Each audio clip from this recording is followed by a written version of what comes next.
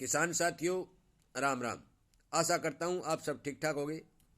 साथियों, आज हम चर्चा करेंगे कि देश में खाद की कमी क्यों है। क्योंकि बहुत से किसान भाई इस बात से परिचित नहीं है कि खाद की कमी क्यों आ रही है, किल्लत क्यों है। ये इस बात के ऊपर हम चर्चा करेंगे और मैं आपको बताऊंगा कि खाद की इतनी कमी होने के कारण क्या है। साथियों, इसके साथ साथ मेरा सदा की तरह वही बिना निवेदन के यदि आपको इसी तरह की जानकारी मिलती रहे, इस बात के आप इच्छुक हैं, तो आप चैनल को सब्सक्राइब करें, इसके सामने वाली घंटी को दबाएं और अपने हर दोस्त तक शेयर करें, ताकि हर किसान को इस बात का पता चले कि देश में क्या हो रहा है, कहाँ हो रहा है और किस तरह हो रहा है। साथियों, जागरूकता एक बहुत ही बड़ा धन है। जो आदमी जागरूक होगा वो इतना परेशान नहीं होगा।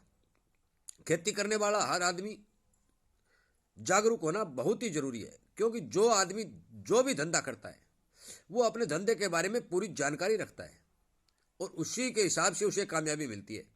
परंतु किसान इस बात की ओर ध्यान नहीं देता कि किसान के लिए क्या जरूरी है और उसे क्या करना चाहिए।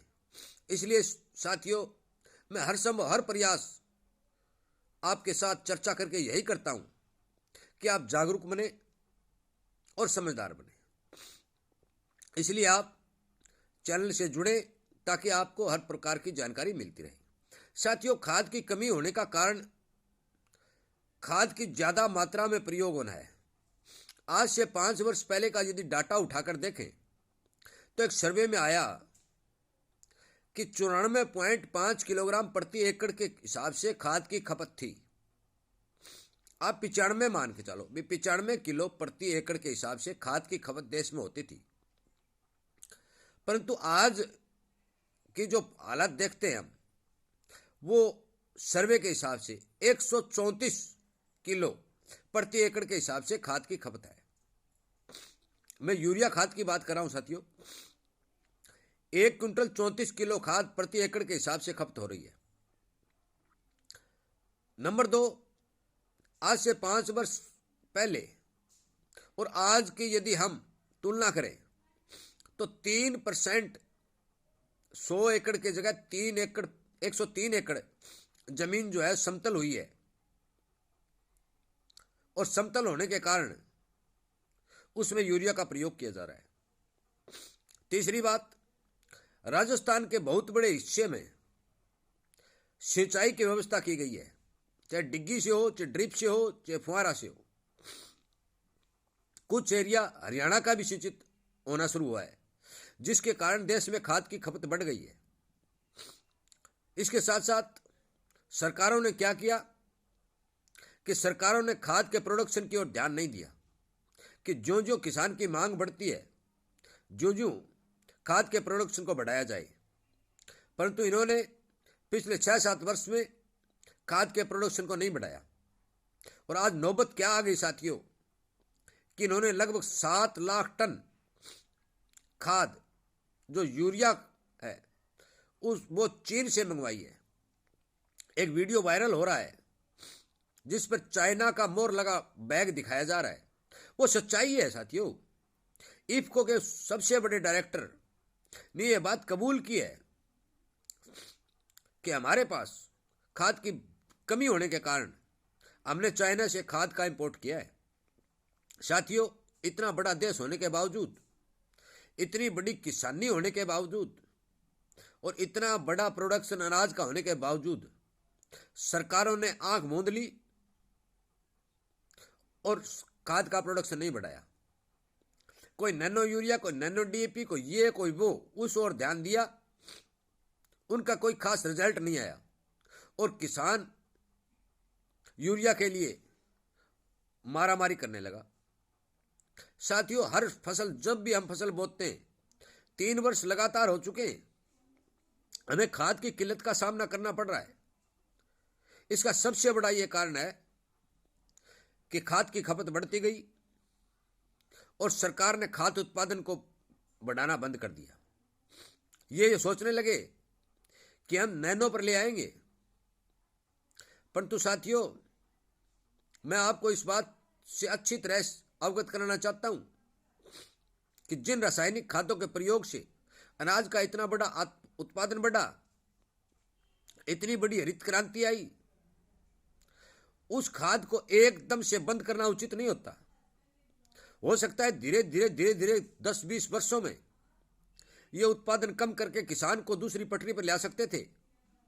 जैविक में जितने भी उत्पाद बनाए जाते हैं उनका रिजल्ट एकदम नहीं आता, परंतु रासायनिक का रिजल्ट एकदम आता है। यदि हम एकदम रासायनिक बंद कर देते हैं तो हमारा बहुत बड़ा नुकसान हो जाता है, प्रोडक्शन घट जाता है। परंतु इस बात की ओर ध्यान नहीं देकर इन्होंने खाद का उत्पादन बढ़ाना बंद कर दिया और खपत जो कि त्यों बनी रही।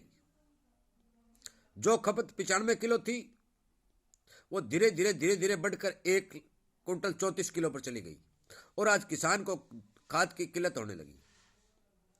साथियों, विदेशों से खाद का मंगवाना इस बात का संकेत है कि 70 वर्ष आजादी के चलते हुए भी, इतनी बड़ी किसानी खेती होने पर भी और एक कृषि प्रधान देश होने के बावजूद भी भारत अब तक पूर्णतया अपने खाद के ऊपर निर्भर नहीं है।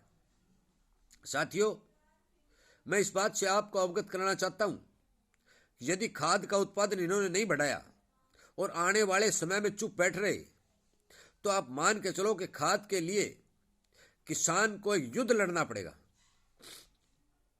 क्योंकि जब जब कमी आती है, जब जब बाजारों में नकली सामान का बिकना तय होता है, नकली सामान बेचने वाले हावी हो जाते हैं और वो अपना नया नकली माल निकालते हैं।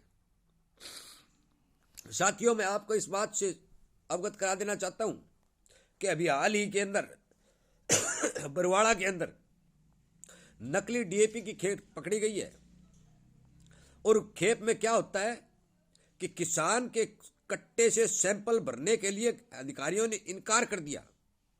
मैंने एक वीडियो में पहले आपको यह भी बताया भी था, यदि आप नकली सामान खरीद लेंगे तो भी कोई आपकी सुनने वाला नहीं है।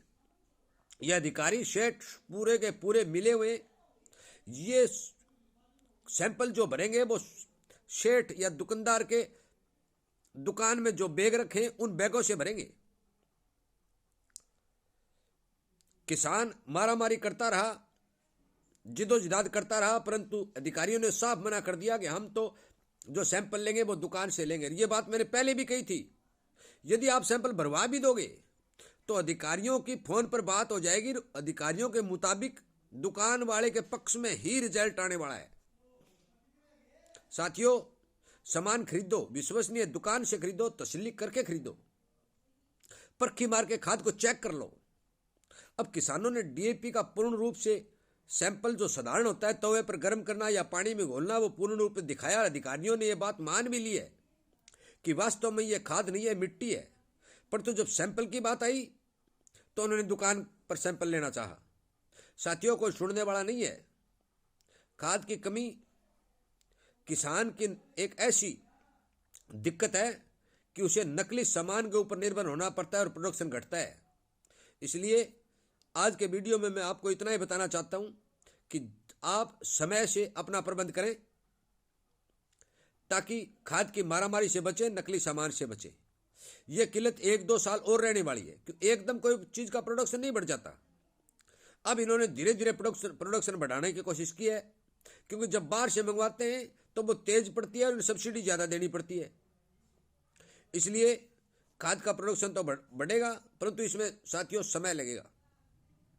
इसलिए आप इस बात से पूर्णतया संतुष्ट न हो कि हर समय 24 हमें खाद उपलब्ध हो जाएगी।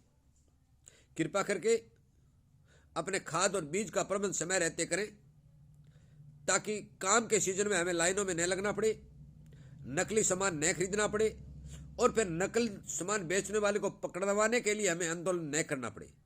साथियों, मैं आपको समय समय पर इसी प्रकार की जानकारी जो मेरे पास पहुंचती है मैं देता रहूंगा और आप सुनते रहिए।